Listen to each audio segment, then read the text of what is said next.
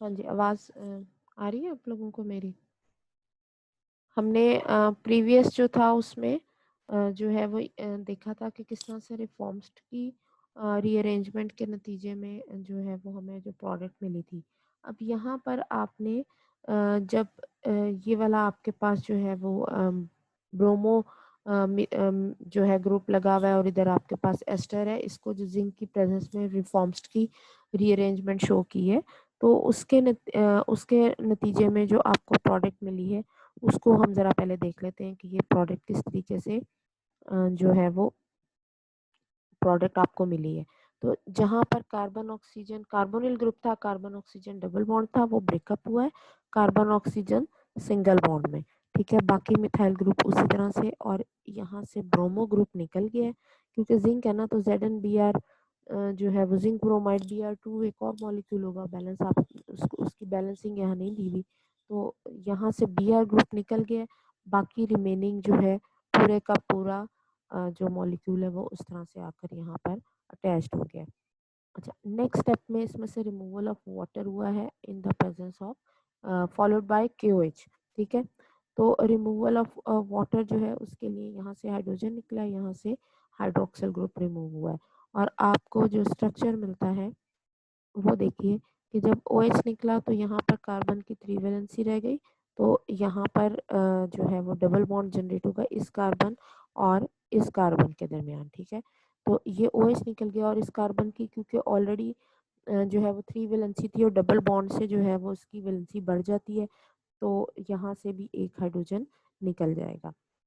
तो ये water removal हुआ है, और बाकी आपके पास जो COO आगे आपको दिया हुआ है इथाइल ग्रुप, तो यहाँ से इथाइल ग्रुप निकल गया, वाटर निकला है, इधर से इथाइल ग्रुप निकला है, और ये किस में कन्वर्ट हो गया, कार्बोक्सिलिक एसिड में। तो उसके बाद इसको फर्दर रिड्यूस किया है लिथियम एल्यूमिनियम हाइड्राइड के साथ, और जब इसको रिड्यूस किया है तो आपके पास जो कार्बोक्सिलिक एसिड है वो किस में कन्वर्ट हो गया, अल्कोहल में। ठीक है, तो एटनबरो एटॉल ने भी जो है विटामिन A1 सिंथेसाइज किया है by using 2 methyl cyclohexanone use करते हुए। अब ये आपके पास 2 पे आपके पास मिथाइल ग्रुप है, और ये साइक्लोहेक्सानोन को यूज किया है, और सोडियम अमाइड है और मिथाइल आयोडाइड की प्रेजेंस में। तो इसकी जो रिंग है इसकी क्या हुई है, मिथाइलेशन हुई है फर्स्ट स्टेप में। यहाँ पर आकर आपके पास जो है वो मिथाइल ग्रुप एडअप हुआ है, और एक मिथाइल ग्रुप जो है वो यहाँ पर आकर एडअप हुआ है, तो 2 मिथाइल ग्रुप जो है वो एडअप हुए हैं, और आपको ये जो साइक्लिक कीटोन है इस तरह से दो ब्रांचेस इसमें एडअप हुई है। इसको फर्दर एसिटाइलेन और सोडियम इन अमोनिया ट्रीट किया हुआ है, तो अब यहाँ पर ये डबल बॉन्ड जो है ये ब्रेकअप हो जाएगा, सिंगल में कन्वर्ट हो गया, और उसके साथ आके हाइड्रोजन अटैच्ड है, और इसकी वैलेंसी को सेटिस्फाइड करने के लिए एसिटाइलिन ग्रुप जो है वो उसके साथ अटैच्ड हो जाता है। उसके बाद इसको ethyl magnesium bromide Grignard reason से ट्रीट किया है, और फॉलोड बाय इसको ट्रीट किया है जो आपके पास ये कीटोनिक ग्रुप है, विनाइल ग्रुप इसके साथ लगा हुआ है, और ये एक लॉन्ग चेन जो है वो अ, लगी हुई है अनसैचुरेटेड।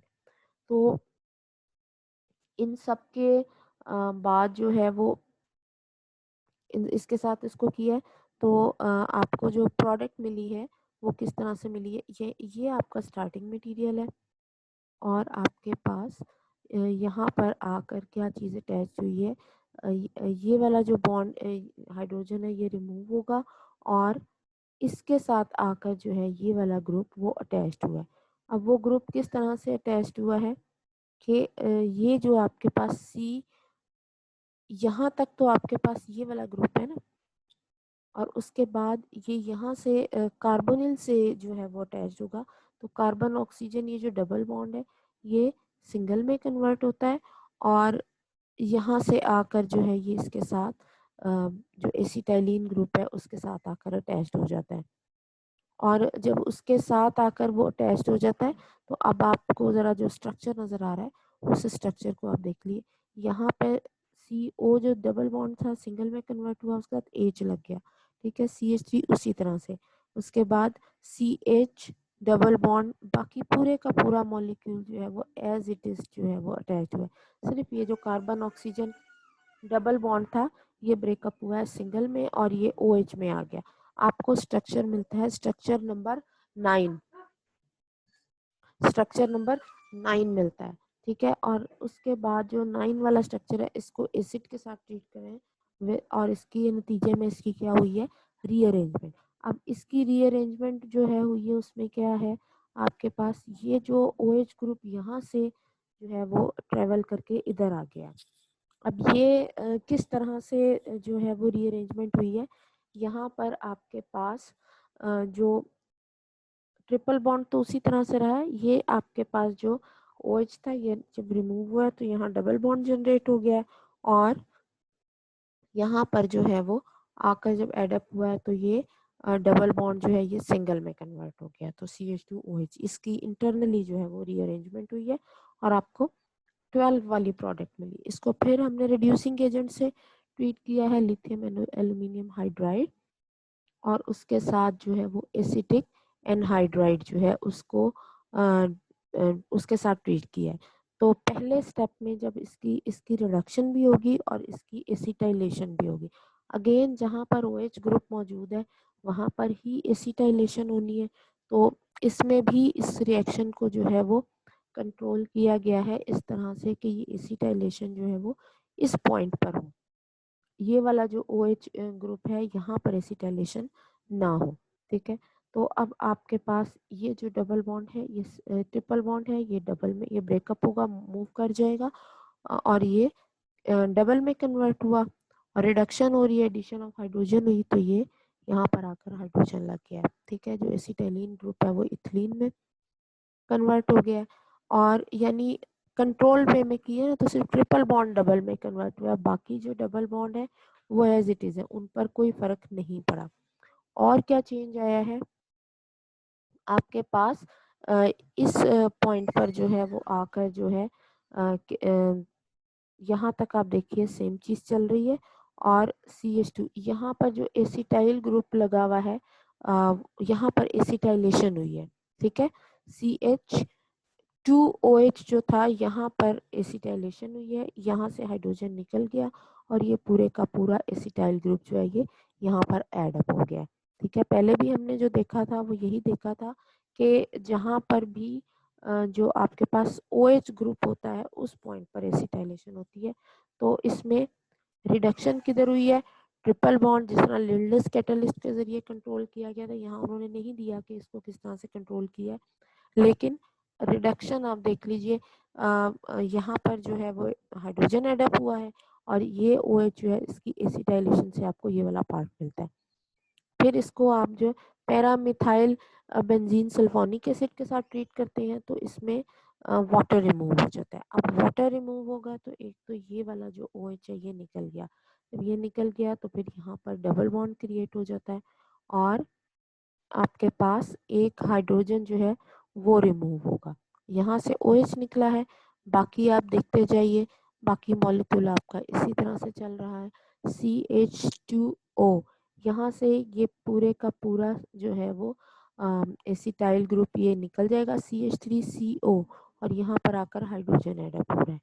ठीक है, तो आपको ये वाली प्रोडक्ट मिलती है।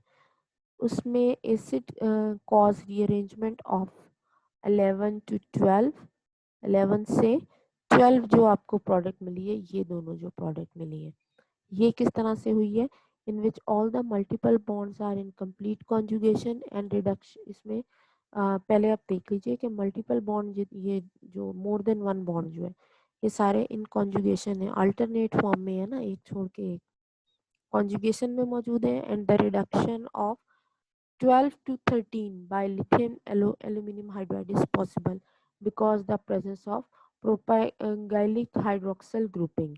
ये आपके पास जो है ग्रुप मौजूद है। सिंथेटिक विटामिन ए इन पान is now a commercial product.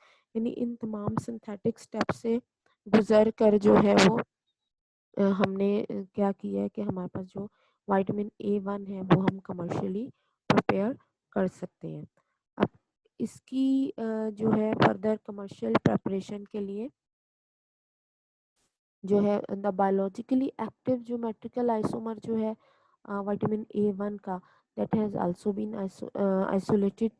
इसका नियो विटामिन ए की फॉर्म में इसको आइसोलेट किया गया है। यानी बायोलॉजिकली एक्टिव का क्या मतलब है कि जिसकी बायोलॉजिकल आगे एक्टिविटीज जो है वो डिटरमिन की गई हैं, जो बायोलॉजिकली एक्टिविटी शो करता है। ठीक है, तो ये कहाँ से जो है नियो विटामिन ए कहाँ से आइसोलेट किया गया है? रैट के लिवर से, रॉबिन्सन एट अल ने। ठीक है, एंड नियो विटामिन बी कहाँ से? From the eye. ऑर्नोश्रिंक एटॉल ने जो है ये काम किया है। और विटामिन A1 यानी एक ने जो है वो रैट के लिवर से और एक ने रैट की आई से जो है ये दोनों विटामिन, नियो विटामिन ए और नियो विटामिन बी जो है वो एक्सट्रैक्ट किए। Vitamin A1 is the most active form in curing vitamin A deficiency. Vitamin A की कमी से जो जो मसले मसाइल हो जाते हैं उनको फुलफिल करने के लिए विटामिन A1 जो है वो सबसे ज़्यादा यूज़ किया जाता है। A1 जिसकी एक्टिविटी सबसे ज़्यादा ज़्यादा है। अब यहाँ पर आपको डिफरेंस दिया हुआ है विटामिन A1 और ए का। अब इनमें क्या फ़र्क है?